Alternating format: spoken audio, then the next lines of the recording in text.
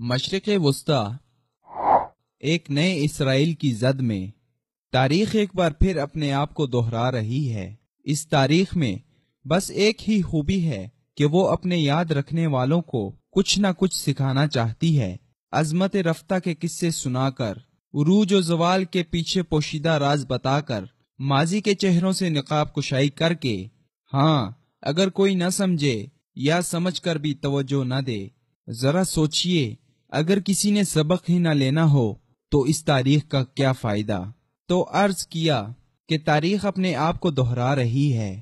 15 صدی ادھر کی بات ہے جب مکہ جیسا تاریخی شہر خود ان بظاہر لٹے پٹے لوگوں کے ہاتھوں فتح ہوا، جو اہل مکہ کا مقابلہ کرنے سے عاجز آ کر شہر ہی چھوڑ گئے تھے۔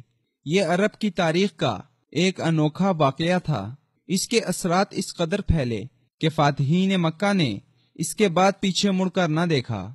عرب کو اس صورت سے کسی نے زیر نگیں پہلے کبھی نہ کیا تھا۔ یہ ایک جماعت یا گروہ کی نہیں، ایک نظریے کی پیش قدمی تھی، نظریہ توحید، نظریہ رسالت اور اسلام کی۔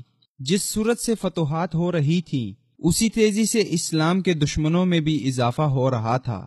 مشرکین مکہ، مدینہ و گرد و نواح کے یہود اور نصارہ تو دشمن بنے ہی تھے کہ حضرت فاروق اعظم رضی اللہ عنہ کے زرعی دور میں روم و فارس بھی زیر نگیں آیا تو دشمنوں میں ایک اور شاطر بغض پرور دشمن کا اضافہ ہوا۔ یہ تھے ایران کے مجوس۔ اب ایک ٹرائکا وجود میں آ گئی۔ سب شکست خوردگان اس ایک ایجنڈے پر متفق تھے کہ کسی طرح اسلام کو پھیلنے سے روکا جائے۔ مجوس کا بغض دو آتشہ تھا تو یہود کا سے آتشہ۔ اسے نبوت کا بنو اسرائیل سے بنو اسماعیل منتقل ہونا پسند نہ تھا، تو ساتھ ہی وہ مدینہ کے اقتدار سے محرومی کا بدلہ لینا چاہتا تھا۔ تیسری طرف وہ خیبر میں اپنی ذلت آمیز شکست کو بھولنے کے لیے بھی تیار نہ تھا۔ ہاں، یہ سارے بدلے چکانے تھے، مگر ابھی خیبر کی مار یاد تھی۔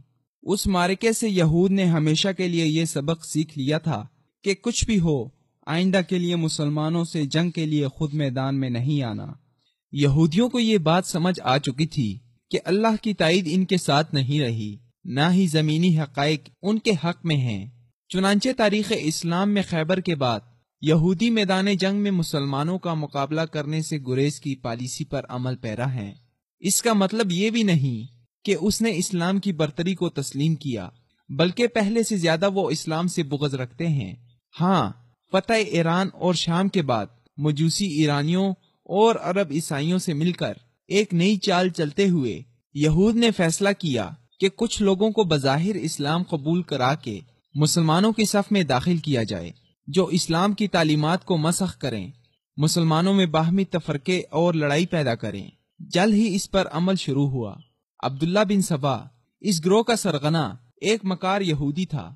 چند ہی سالوں میں یہ گروہ اس قدر پھیلا کہ اسلام کے دوسرے خلیفہ امیر المؤمنین حضرت عمر رضی اللہ عنہ اسی کی سازش سے ایک ایرانی مجوسی غلام کے ہاتھوں شہید ہوئے۔ یہ اسلام کی تاریخ کا پہلا ہدفی قتل، ٹارگٹ کلنگ تھا۔ اس کے بعد سے جیسے فتنوں کا دروازہ ہی کھل گیا، یہاں تک کہ کربلا کا واقعہ پیش آیا، جس کے حوالے سے اب تک کوئی درست طور پر نہیں بتا سکتا کہ یہ ایک جنگ تھی، دھوکہ تھا، یا کچھ ایسی سازش تھی کہ حضرت حسین رضی اللہ عنہ کو بھی ہدف بنا کر قتل کیا گیا۔ یوں کربلا کے سانحے کے بعد اس گروہ کو بھی ایک شہید میسر آیا، جس کی بنیاد پر اسلام کے نام پر وجود میں آئے سازشی گروہ نے باقاعدہ ایک مذہب اور فرقے کی شکل اختیار کی۔ اب یہود کا کام آسان ہو چکا تھا۔ جو کام یہود اور عیسائیوں نے کھل کر کرنا تھا، یعنی اسلام کو کمزور کرنا، اس کے لیے ایسا گروہ وجود میں آ چکا تھا کہ جب بھی جہاں بھی ضرورت پڑے یہ روح عمل آنے کو تیار تھے۔ مسلمانوں کی اس تقسیم کی بنیاد مضبوط کرنے کے لیے ایسی داستانیں گھڑی جا چکی تھیں کہ حضرات خلفائے راشدین سے لے کر بعد کے بنو امیہ تک ہر حاکم نے حضور صلی اللہ علیہ وسلم کے قرابت داروں یعنی اہل بیت پر نعوذ باللہ ظلم کیا۔ اس فرسودہ و بے بنیاد الزام کے سبب اہل بیت سے محبت کا دعوے دار گروہ گویا اسلامی حکمرانوں کے در پہ رہا۔ چنانچہ بنو امیہ سے تاحال ہر اسلامی حکومت کے زوال میں اس گروہ کا ہاتھ رہا۔ عرض یہ کیا تھا کہ تاریخ اپنے آپ کو دہرا رہی ہے۔ عصر حاضر میں اس گروہ کو ایک سازش کے تحت ایران کا اقتدار دلایا گیا، دوسری طرف یہودی ریاست اسرائیل پہلے ہی مشرق وسطی میں وجود میں آ چکا تھا۔ ابتدا میں چونکہ اسرائیل کو مضبوط ہونے کے لیے وقت درکار تھا، اس لیے ایران، جس کے انقلاب کو اسلامی انقلاب باور کرایا گیا تھا، کو خطے میں اسرائیل کا سب سے بڑا دشمن کا کردار دیا گیا، جو ایران بخوبی اس طرح نبھاتا آیا کہ آج تک ایک بھی گولی اسرائیل کے خلاف چلائے بنا وہ اسرائیل کا سب سے بڑا دشمن بنا ہوا ہے۔ سب ہی جانتے تھے کہ افغانستان کے جہاد، روس کی شکست کے بعد دنیا بھر میں پھیلے مسلمان جو اس جنگ میں ٹرینڈ ہو چکے تھے، اگر اسرائیل کا رخ کرتے تو اس کی بینڈ بجا دیتے۔ ایسے میں دوبارہ سے افغانستان پر یلغار، پھر عراق پر حملہ کرایا گیا تاکہ مسلم ممالک عدم استحکام کا شکار ہوں۔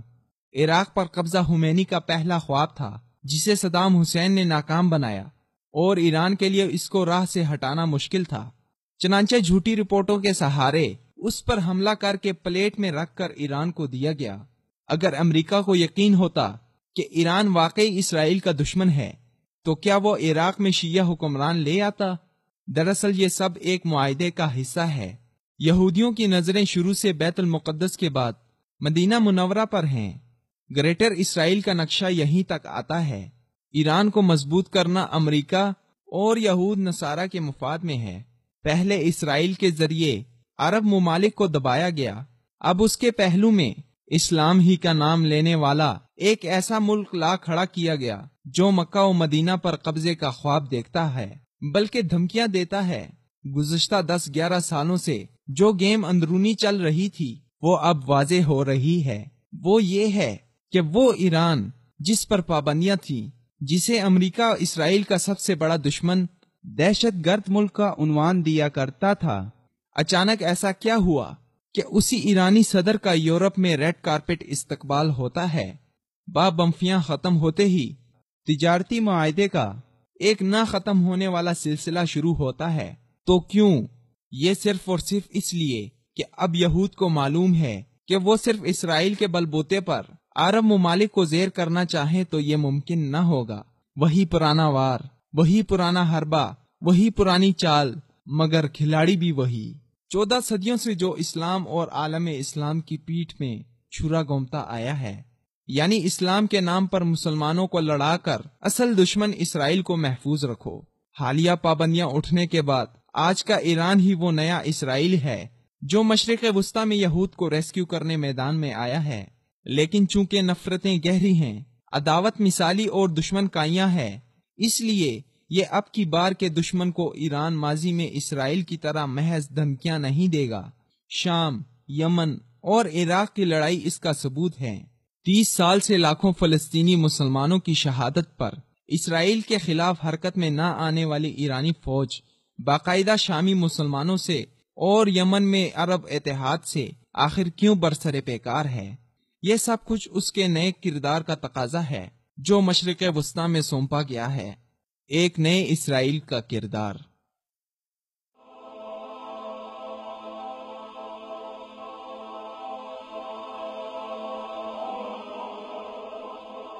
ایمان کی کرن، ہدایت کی شمع، وصال اردو۔